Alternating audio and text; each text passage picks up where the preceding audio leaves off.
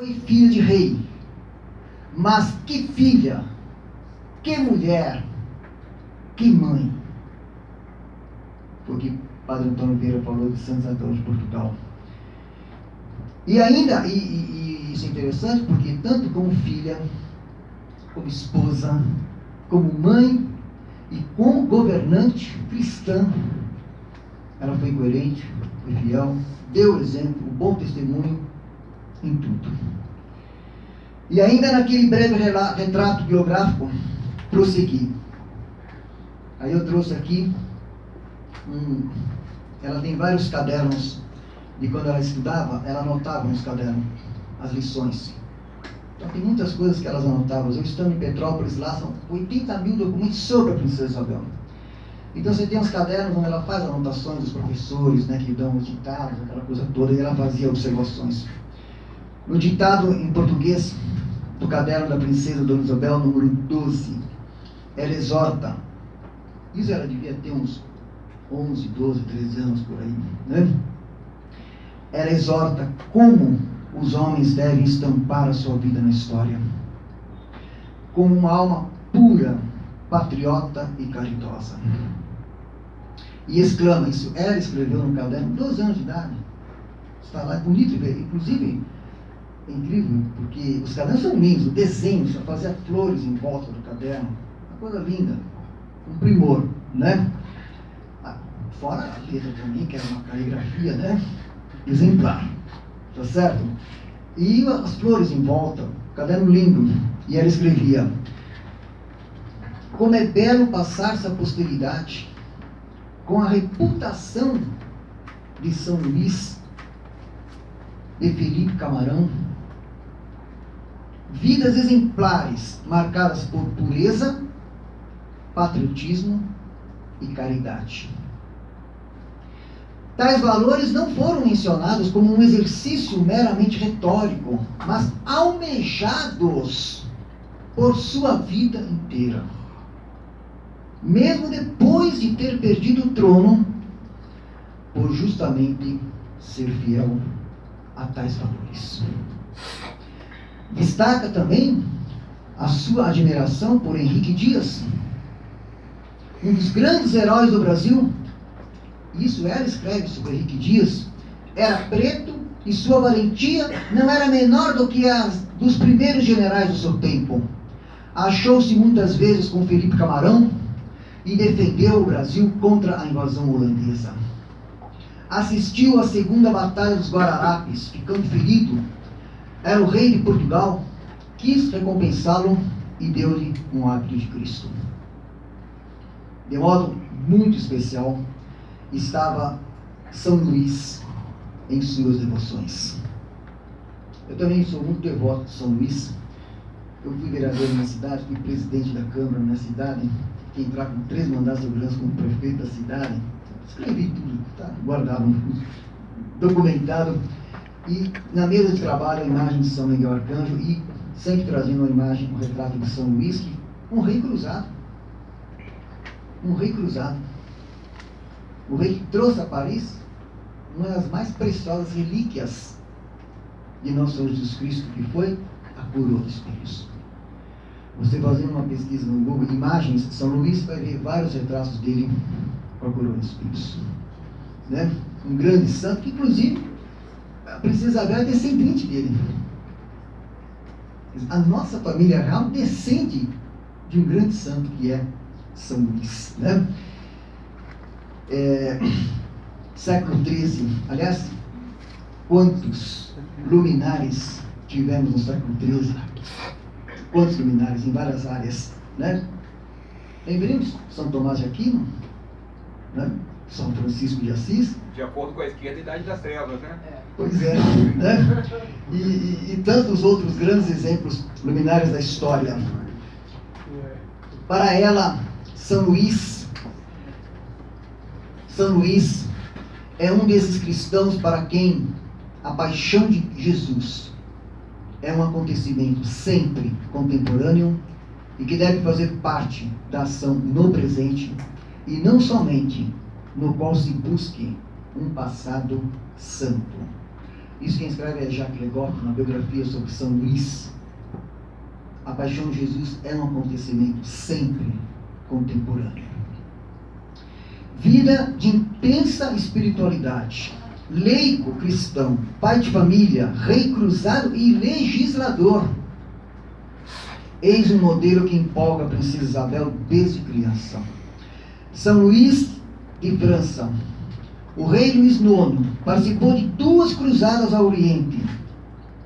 Ele era responsável, por inúmeras fundações religiosas, conventos e hospitais. Destacou-se por sua devoção cristã e práticas caridosas destinadas aos doentes, pobres, cegos e indigentes. Sua conduta, segundo relatos da época, era orientada por uma profunda admiração pela igreja e por seus ministros.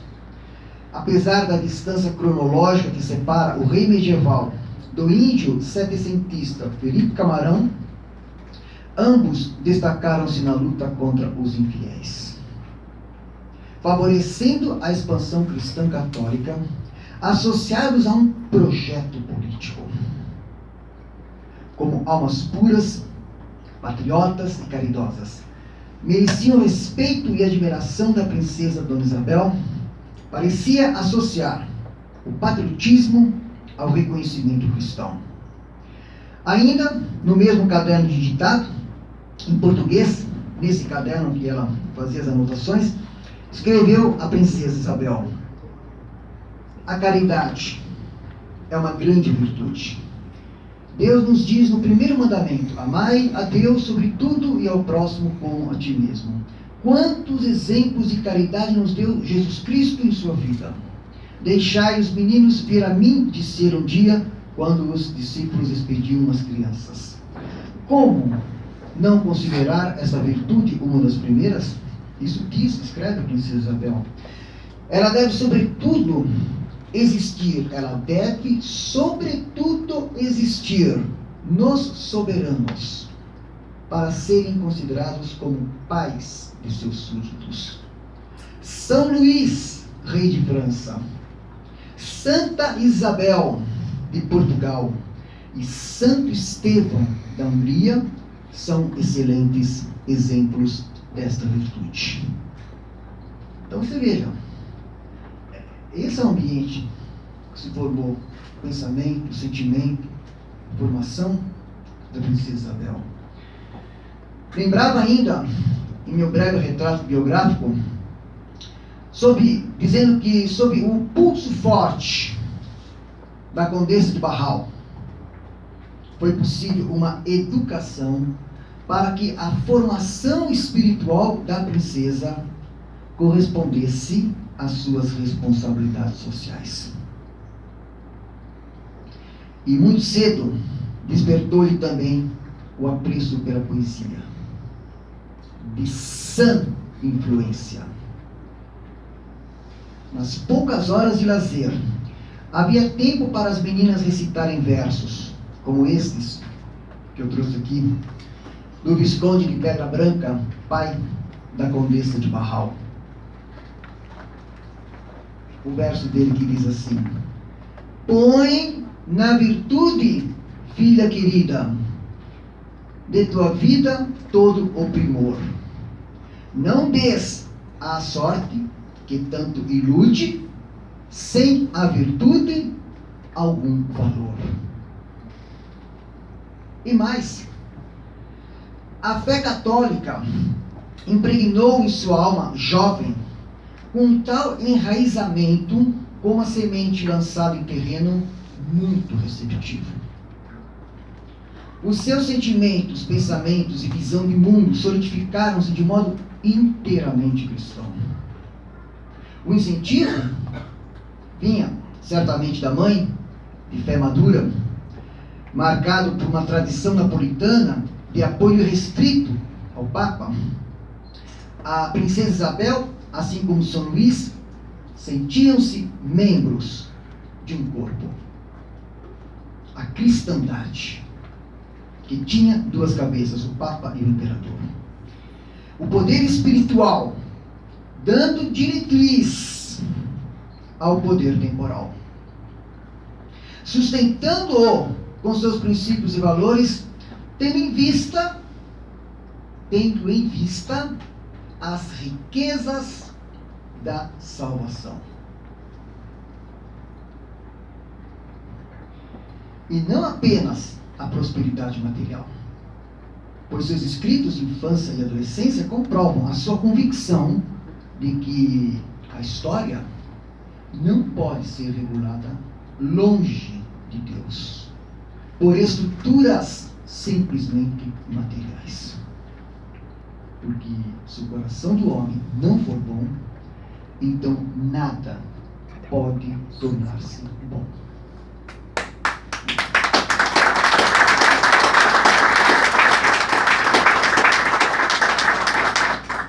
Com isso, tem uma outra característica que você que lê os poucos livros que existem sobre Princesa Isabel, os pouquíssimos livros que existem sobre ela, mas quando você vê os documentos lá no Museu de Petrópolis, uma mulher alegre, de grande alegria, esbanjava alegria a tudo e a todos. Isso é uma marca. Com isso teve uma visão alegre da vida, da alegria que vinha do espírito das bem-aventuranças, experimentando desde cedo, de modo privilegiado, o quanto foi querida e amada pelos pais. Olha a importância da família. Viveu ainda a expressão concreta de um Deus exigente, que fora com Abraão, Jacó e Moisés. Uma alegria sadia, purificadora e santificadora, manifestada de forma a encantar a tantos à sua volta. Mas a lembrar os eventos, as festas, qualquer evento que ela promovia era uma maravilha, né? Com quem irradiava uma esperança de vida, mesmo em meio às dores e sombras inevitáveis. Diante de uma sociedade cada vez mais secular, marcada por inúmeros problemas sociais e disputas político-partidárias, Dona Isabel imaginava que uma sociedade melhor seria alcançada por meio da readoção de valores cristãos católicos. Tais valores lhe deram segurança efetiva em meio à secularização crescente, já no tempo dela, com forças anticristãs que emergiam do iluminismo e ganhavam força depois da Revolução Francesa, onde tronos eram derrubados por essa força hostil à igreja, principalmente na Europa, mas as escolhas e apostas da princesa fizeram-na adotar uma política do coração, afirmada na convicção de que somente os valores cristãos lhe dariam os suportes que julgava suficientemente estáveis. Imbuída desses sentimentos e dessa convicção, é que ela assumiu, ainda jovem, o maior desafio enquanto governante do Brasil. Nos 3 períodos de regência, ao ter de encontrar uma resposta ao principal desafio político do seu tempo, o de promover a abolição dos escravos sem derramamento de sangue, adotando assim a solução católica àquela grave questão. Então, eu vou partir para a última parte dessa exposição, trazendo o que ocorreu nesse contexto. Eu disse para o Caio que tem uma lista enorme de histórias e fatos e casos e situações, enorme. Mas eu me restringo aqui trazer pelo menos um pouco a questão dela no contexto da abolição, que é muito importante que haja o aprofundamento dos estudos sobre isso, porque é uma história que ainda será contada com a verdade dos fatos.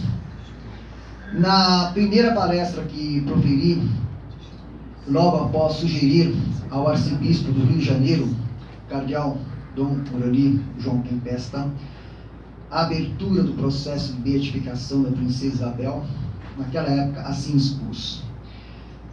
As decisões que a princesa Isabel tomou como regente tornaram evidente que reconheceu, antes de mais nada, o primado de Deus.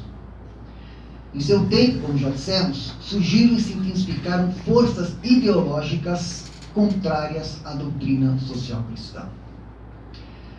Cabe lembrar que o Manifesto Comunista é de 1848 e que ela perdeu o trono justamente no enfrentamento dessas forças espirituais cujas tensões ficaram evidentes no próprio movimento abolicionista, e que tal movimento só foi bem sucedido porque teve na princesa Isabel a firmeza de fazer valer a fé católica no processo.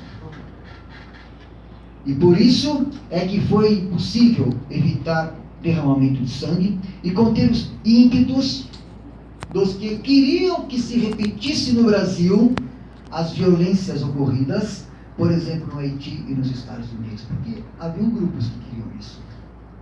Haviam grupos que queriam que o Brasil se tornasse um Haiti. Foi o catolicismo defendido pela princesa Isabel que permitiu o êxito do maior movimento social da história deste país, e com um resultado jubilante, que foi o 3 de maio de 1888. Tudo isso porque prevaleceu no processo o primado de Deus, que ela também expressou em suas ações decisivas. No exílio, ela pôde melhor compreender o alcance do significado do mistério da fé na história. Quando na missa os padres celebram e diz: eis o mistério da fé. Ela tinha essa convicção do significado do mistério da fé na história. E expliquei naquela conferência dizendo ainda que, agora que eu vou adentrar nessa questão do evolucionismo, e nessa última etapa da exposição, há muito que descobrir da relevante atuação da princesa Isabel no movimento abolicionista, muito mais do que apenas ter assinado as leis do ventre livre em 1871 e a Lei Áurea de 1888. Não tivesse ela assumido a regência e dado o tom, tanto na gestão quanto na metodologia do trabalho, e o movimento teria tido um rumo mais drástico e explosivo. Foi o componente católico que ela imprimiu no movimento, e que a voz vigorosa de Joaquim Nabuco expressou, entre tantas outras, que ressoou e influiu significativamente não somente entre os proprietários rurais resistentes à abolição, mas principalmente entre os negros devotos organizados nas irmandades religiosas, especialmente a de Nossa Senhora do Rosário. Sobre isso que eu quero agora me detalhar, que é muito importante isso, pouquíssimo conhecido por aqueles que estudam a história e que não está nos livros didáticos, mas esse detalhe que é muito importante ressaltar. Os antropólogos, olha só, os antropólogos ficam admirados de ver como as irmandades católicas de origem dos tempos medievais e instituídas tanto em Portugal quanto na África foram um elo de ligação entre os negros que queriam a sua libertação, mas sem o apelo à violência. As Irmandades Católicas, portanto, foram decisivas para que o movimento abolicionista fosse bem sucedido, pois teve à frente uma governante mulher e cristã que tão bem entendeu a alma do povo brasileiro. Eu gostaria até de explicar um pouco melhor, mas eu não quero assim estender demais a exposição, mas só para lembrar um parênteses rápido. Havia muitos grupos que queriam mesmo que o movimento resultasse na violência, em violências incontáveis. Houve dois tipos de quilombos. Formaram-se dois tipos de quilombos. Um quilombo de negros que fugiam, iam para um quilombo, se armavam e queriam voltar para destruir a casa do seu senhor e fazer a revolução. Portanto, havia nesse movimento, que é o dos Zumbi dos Palmares, um componente classista, de luta de classes, e de apelo à violência, e apelo à revolução. E um movimento forte, explosivo, campo minado. O que a princesa Isabel apoiou? Um outro tipo de quilombo, formado por negros, devotos, católicos, que entravam nas irmandades religiosas, nas irmandades de Nossa Senhora dos Remédios, Nossa Senhora do Rosário, Nossa Senhora dos Homens Pretos. O terço, rezavam, faziam atividades beneficentes entre eles, e a Irmandade comprava a alforria dos negros. Portanto, era um processo de compra de alforria e nunca de apelo à violência. E de quilombos formados por negros devotos, católicos, inclusos nas Irmandades. Essa metodologia é por esse caminho que a princesa Isabel apoiou, ela própria alforriando muitos escravos, né, para fazer frente a esse outro grupo, muito forte, intenção muito forte, que tinha sim intenções de transformar o Brasil em um Haiti. Então esse é um dado muito pouco, dado muita pouca ênfase a essa questão. Tem mais detalhes que eu não vou aqui me alongar, mas eu quero chamar a atenção sobre a necessidade do aprofundamento desse processo, dessa forma. Conta Didier Laron que na viragem do século XV para o XVI, alguns escravos negros já eram membros da Confraria do Rosário de Lisboa. Essa opção pela Virgem do Rosário adivinha de que a devoção ao Rosário e a confraria que lhe estava confiada pregava, assim como ainda hoje, o mais amplo, né, encontro social e racial, tentando derrubar no seio da comunidade espiritual dos irmãos as barreiras que os separavam na vida cotidiana. Aí ele explica que foi o Papa Pio V quem instituiu em 1573 a festa de Nossa Senhora do Rosário da Vitória, para celebrar o êxito dos cristãos na Batalha de Lepanto. Desde então, da Batalha de Lepanto, a devoção do Rosário cresceu até os dias de hoje, exercendo uma força misteriosa nos destinos dos países cristãos, especialmente na luta contra as forças hostis à cristandade. Até hoje. Vejam aí a luta contra o comunismo. Até hoje. Ainda hoje, para nós, católicos, é significativa a assinatura da Lei Áurea no dia 13 de maio, quase 30 anos antes, no mesmo dia da aparição de Nossa Senhora de Fátima, oferecendo o rosário como arma contra os inimigos da Igreja.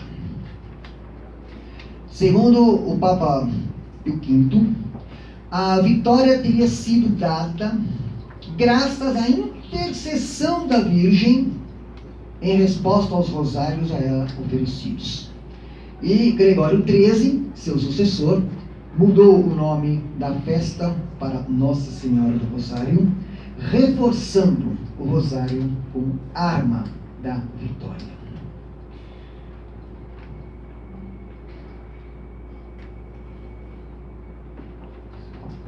A devoção ao rosário, sempre extremamente popular, importantíssimo, a adesão natural do povo, extremamente popular, foi muito difundida e aceita pelos escravos no Brasil. E foi esta devoção que exerceu grande influência através da atuação das Irmandades Católicas no movimento abolicionista. Isso é o que estão descobrindo os antropólogos e acadêmicos da atualidade. Houve uma época aí, lá pelos anos 70, que o pessoal começou a estudar a história da África, e eles foram descobrindo, entre tantas descobertas, esta importante descoberta, que para nós católicos é relevantíssima. John Thornton chamou a atenção no meio acadêmico da importância do catolicismo na África Centro-Ocidental, nos séculos XVI, XVII e XVIII, e o lugar nada desprezível do catolicismo na relação que os africanos e afrodescendentes brasileiros, que descreve assim, mantinham com as terras de seus antepassados. Marina de Melo Souza, outra pesquisadora, a partir de pistas indicadas por Thornton, afirma que no Brasil, em algumas ocasiões, o catolicismo, por estar presente na região do antigo Reino do Congo, desde o final do século XV, serviu de ligação com um passado africano que era importante elemento na composição das novas identidades das comunidades, que ela diz, afrodescendentes, no contexto da diáspora. E também os estudiosos perceberam entre os escravos, no Brasil, duas formas de expressão religiosa que estarão manifestas no modo como atuaram no movimento abolicionista. Esta distinção resultará em duas opções de resistência: a do negro revoltoso e fugido, aquilombado, que se insurge contra o sistema escravista pela via da violência. A outra opção foi assumida pelas Irmandades Católicas, que agregou também em quilombos muitos negros devotos do Rosário. A do negro alforreado, organizado para prestar auxílio aos demais. Olha só, um é chamado para se armar, se revoltar e lutar contra o sistema opressor, fazer revolução e tudo mais, que é um roteiro muito conhecido hoje. Um roteiro muito similar às tensões que vivemos hoje no país. E o outro quilombo, né, é um quilombo formado pelo negro alforreado, devoto, rosário na mão, organizado para prestar auxílio aos demais. A diferença, né? Prestar auxílio aos demais. Sem violência, agindo pela via institucional. Que foi o que a princesa Isabel vai fazer também quando ela apoiou o movimento pela via parlamentar, pela via institucional, que é o que aconteceu. Essas duas distinções têm relação às duas formas de expressão religiosa existentes durante a escravidão. Eu estou aproveitando esse momento para trazer essas informações, deixar registradas essas informações que não estão nos livros didáticos. Que não estão nos livros didáticos. E nem nas universidades, nas academias que aí estão. Então é importante que nós saibamos isso. E que aqueles que querem estudar, né? Porque sabe que a diferença do aluno e do estudante é que o aluno ouve uma exposição, o estudante, depois de que ouve, ele vai estudar, ele vai se aprofundar, vai aos documentos, vai realmente fazer o aprofundamento que se faz necessário. E isso é muito importante, eu estava dizendo aqui para os organizadores desse encontro, para o momento de hoje no Brasil, porque a referência de lideranças que nós precisamos para esse país, Princesa Isabel, é uma referência relevantíssima para o momento assim, como referência, porque já tivemos nesse país uma governante cristã e santa, que realmente teve a visão do Brasil que nós precisamos retomar. Daí a importância de um encontro como esse. Para concluir, diz aqui ainda que, falando sobre essas duas distinções que aqui mencionamos, tem relação às duas formas de expressão religiosa existentes durante a escravidão. No primeiro caso, diz esse estudioso, estão os calumbus, nos quais ritos eram realizados em torno de altares que abrigavam objetos mágico-religiosos, havendo a oferenda de sangue de animais, bebida e comida, ao som de tambores e com a possessão de algumas pessoas por entidades sobrenaturais. No segundo caso, estão os cortejos de danças que acompanhavam a coroação de um rei negro pelo padre, por ocasião de festas em torno dos santos padroeiros de irmandades, nas quais a comunidade negra se agrupava. Enquanto os primeiros eram, no geral, seriamente perseguidos, assim como os quilombos e as tentativas de rebelião, os segundos eram quase sempre aceitos e muitas vezes estimulados, uma vez que eram vistos como formas de integração do negro na sociedade colonial escravista. Foi em meio a esse contexto, a essa tensão dessas formas que aqui se manifestaram, foi em meio a este contexto que se deu a mobilização popular pela abolição, cujo papel das irmandades religiosas católicas foi decisivo para que o processo culminasse com a Lei Áurea. A princesa Isabel percebeu desde o início tais tensões e, juntamente com outras lideranças, atuou